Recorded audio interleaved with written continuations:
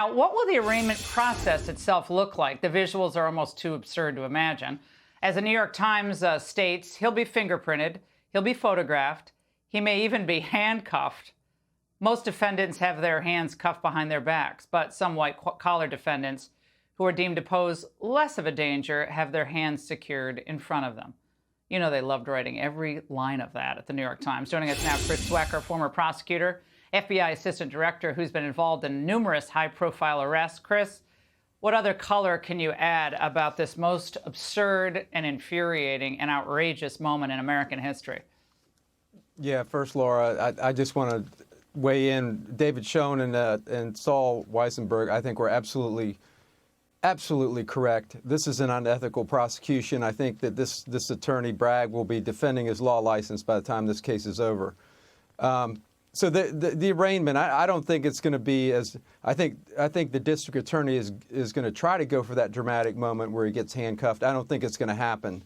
I think the judge will intervene. I think there are other, Trump's lawyers will intervene in this with motions, and I think we'll see a fairly uneventful, from that standpoint, arraignment. I mean, there's no reason to jail him.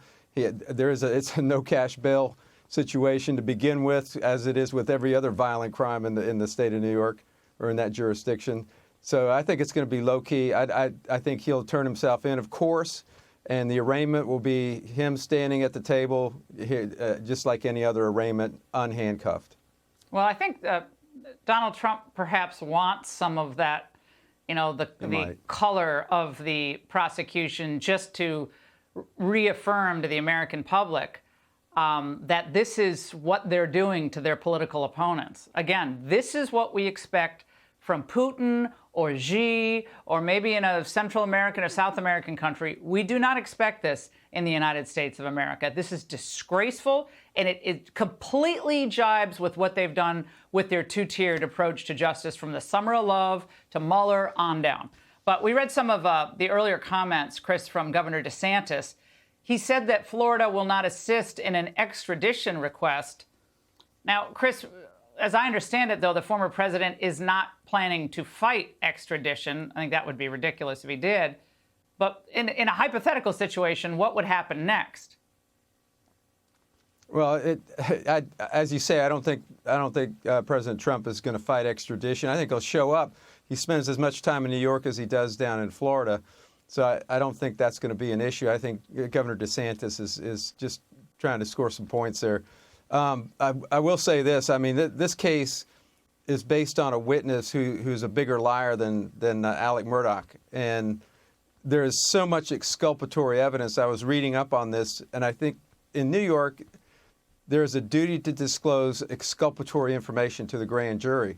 And there's all kinds of ethical canons around frivolous prosecutions. So I go back to that, this is an unethical prosecution to start with. So if he were to fight extradition, he would have every basis to do so.